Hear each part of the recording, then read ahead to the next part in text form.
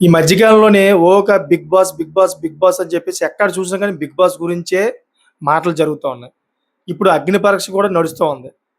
So, ఇటువంటి క్రమంలోనే big boss కోసం కొన్ని సంచలన విషయాలైతే బయటపడ్డాయి. ఈ బిగ్ బాస్ సంచలన విషయాలు నేను చెప్తే గనక 100% మీరు షాక్ గురవుతారు. అసలు నిజంగా బిగ్ బాస్‌కెళ్ళడం అనవసరం అనిపిస్తదన్నమాట మీకు.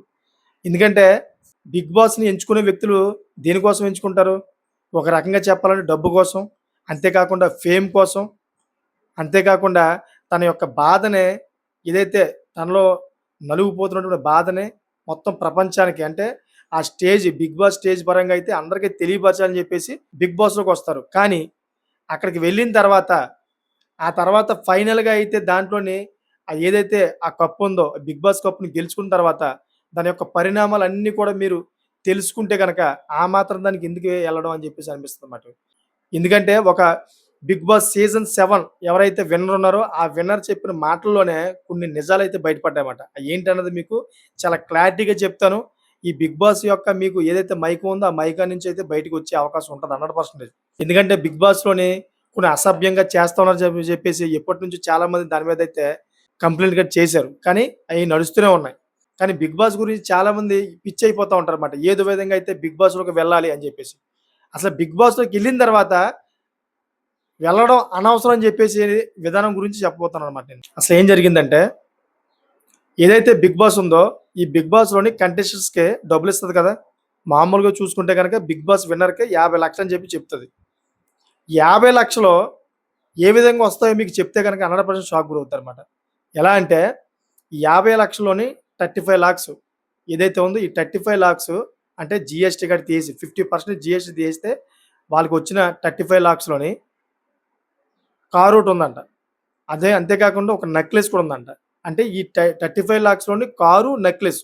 మళ్ళీ కారు సొంతం చేసుకుందాం అని చెప్పేసి ఆ కంపెనీ దగ్గరికెళ్తే, ఆ కారును కూడాను 50% ఏదైతే జీఎస్టీ ఉందో ఆ డబ్బులు కట్టి మీరు తీసుకెళ్ళని చెప్తా ఉన్నారంట. మరింక కారు ఇంకెందుకు తీసుకుంటాడాయన? డబ్బులు కట్టి ఎందుకు తీసుకున్నాడో చెప్పండి ఒకసారి? సో, అక్కడిది అదయిపోయింది కదా! దాన్నింక మైనస్ చేసేయండి 35%లోని. మళ్ళీ ఒక నెక్లెస్. ఆ నెక్లెస్ కూడాను జీఎస్టీ కట్టి ఆ డబ్బులు ఆ నెక్లెస్ తీసుకెళ్ళని చెప్పేసి అన్నారంట. ఇంతే ఇలాగే ఉంటాయి రూల్స్ అని చెప్పేసి అంటా ఉన్నారంట. మొఖం మీద చెబుతున్నారంట. మరి ఈ విధంగా నెక్లెస్‌కి, కారుకి డబ్బులు కట్టి తీసుకెళ్తే ఇంక దాంట్లో మిగిలేదేముంటది చెప్పండి ఒకసారి? ఇంక 35,00,000లోని నెక్లెస్ అదే విధంగా ఈ కారు ఈ 2కి సంబంధించిన డబ్బులు తీసేసిన తర్వాత వాళ్ళకి మిగిలేది 4, 5 లాక్సే అని చెప్పి చెబుతా ఉన్నాడు. ఎవరంటే 'బిగ్ బాస్' సీజన్ 7 విన్నర్ రైతు బిడ్డ. ఈ రైతు బిడ్డ చెబుతా ఉన్నాడనమాట. మనకు మిగిలేది 4,00,000, 5,00,000 మాత్రమే మిగులుతా ఉన్నాయి. ఆ మాత్రం దానికి ఇంక 'బిగ్ బాస్'కి ఎళ్ళడం ఎందుకు? 'బిగ్ బాస్'కెళ్ళిన తర్వాత 50,00,000 మిగిలిపోయాయి. నేను రైతు బిడ్డనే, రైతులు డబ్బులిస్తాను, పేదవాళ్ళు డబ్బులిస్తా అని చెప్పాను కదా! నేను ఇవ్వలేదని చెప్పేసి అందరూ కూడా నన్ను తిడతా ఉన్నారు. అసలు విషయం తెలుసుకోకుండా నన్నైతే మనోవేదనకు గురి చేశారని చెప్పేసి ఒక టీవీ ఇంటర్వ్యూలో అయితే చెప్పాడతను. అతను చెప్పిన మాటల్లోనే నిజాలున్నాయి 100%. ఎందుకంటే ఈ జీఎస్టీ పేరు చెప్పిన మొత్తం డబ్బులన్నీ కూడా వాళ్ళే తీసుకున్నారు. నాకు మిగిలిందేమీ లేదు. నా సొంత డబ్బులతోటి నేను అప్పటికి కూడా కొంతమందికి సాయం చేశాను.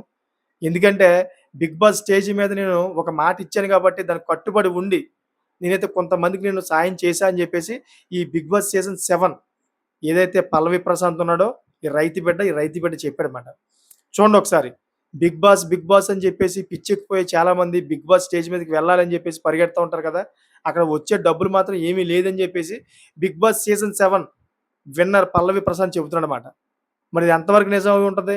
ఒక మీడియా ముఖంగా వచ్చి ప్రజల ముందు ఈ విధంగా చెబుతుంటే అది మనం నిజం కాకుండా మనం ఏమనుకోవాలి చెప్పండి ఒకసారి?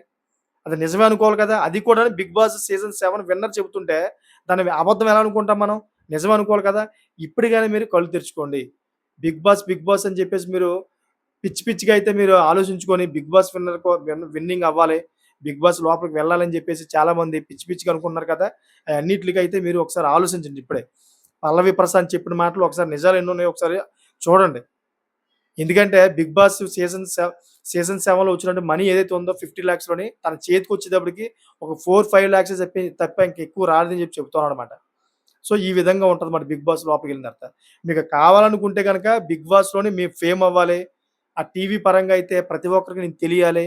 ఆ తర్వాత నేను ఏదో విధంగా ఫేమ్ అవుతాను. అంతేకాకుండా ఒక సినిమాలో గట్టా అవకాశాలొస్తాయి. ఎందుకంటే చాలామంది సెలబ్రిటీస్ వస్తారు కాబట్టి, వాళ్ళతో పరిచయాలు పెరుగుతాయి కాబట్టి ఏదో విధంగా అయితే మనం ఒక ఫేమ్‌లో వస్తాం అనుకునే వ్యక్తులు మాత్రమే వెళ్ళండి. అంతేకాకుండా ఏదో చేసేద్దాం, డబ్బులు వస్తాయి, బోలెడు డబ్బులొస్తాయని చెప్పేసి ఎళ్తా ఉంటారు కదా! అటువంటి వ్యక్తులకైతే 'బిగ్ బాస్' అనవసరం. అంతేకాకుండా ఎవరైతే రీసెంట్‌లీగా 'పవన్ కళ్యాణ్' అని చెప్పేసి ఒక కుర్రవాడు 'బిగ్ బాస్' విన్నర్ అయ్యాడు కదా! లాస్ట్ సీజన్ 'బిగ్ బాస్ 9' సీజన్‌లోని. ఈ 'బిగ్ బాస్ 9' సీజన్‌లో విన్నర్ అయిన తర్వాత ఆ వ్యక్తి ఎక్కడ కనిపిస్తున్నాడో ఒకసారి చెప్పండి? ఆ వ్యక్తి చక్కగా ఆర్మీలో చక్కగా ఉద్యోగం వచ్చింది. ఆర్మీలో ఉద్యోగం వచ్చిన తర్వాత ఈ నటన, అంతేకాకుండా ఈ టీవీ ఫేమ్, ఈ వెండితెరలో నేను కనిపించాలి అని చెప్పేసి ఒక ఇష్టంతో వచ్చేసాడన్నమాట జాబ్ వదులుకొని. వచ్చేసిన తర్వాత 'బిగ్ బాస్' విన్నర్‌గా గెలుచుకున్నాడు. ఆ తర్వాత 50,00,000 తీసుకున్నాడు కానీ, ఆ 50,00,000 ఎంత వెళ్ళింది అతని చేతికి, అది కూడా వెంటనే ఇవ్వరంట. తర్వాత దానికి చాలా చాలా రూల్స్ ఉంటాయంట. ఆ రూల్స్ ప్రకారం అయితే అన్నీ సబ్మిట్ చేసి తీసుకెళ్తే చాలా టైం పడద్దంట. మరి ఇప్పుడు 'పవన్ కళ్యాణ్' ఎక్కడ కనిపిస్తున్నాడో చెప్పండి ఒకసారి? అతనికి ఆర్మీలోనే దగ్గర దగ్గర రూ. 1,00,000 జీతం వస్తది. ప్రెజెంట్ సెవెంత్ పే కమిషన్‌లో చూసుకుంటే రూ. 1,00,000 వస్తుంది నెలకి. సంవత్సరానికి 12,00,000 ఎవరిస్తారండి చెప్పండి ఒకసారి? మీరు మీ యొక్క జీవితాన్ని నాశనం చేసుకోకంటాను ఎళ్ళండి. ఎవరైతే ఖాళీగా ఉంటారో, వాళ్ళకి నిజంగానే ఫేమ్ కావాలనుకున్న వ్యక్తులు మాత్రం వెళ్ళండి.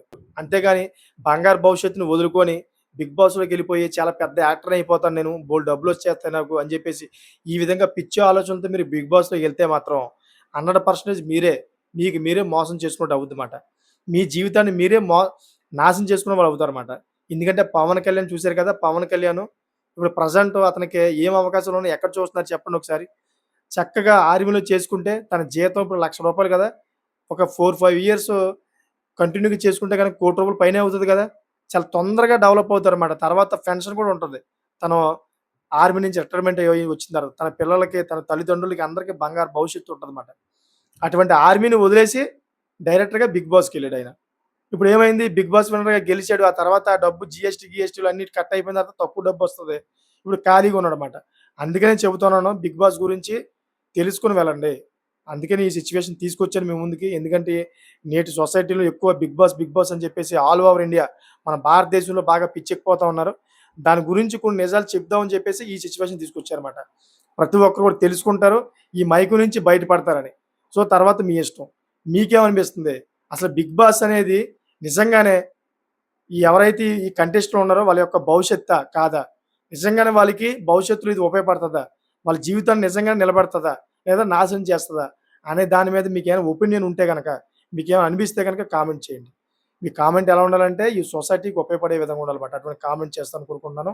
అంతేకాకుండా ఇటువంటి లేటెస్ట్ ఇన్ఫర్మేషన్ ఎప్పటికప్పుడు ముందు తీసుకొస్తా ఉంటాను. నా ఛానెల్ సబ్స్క్రైబ్ చేసుకోండి. Thank for watching friends.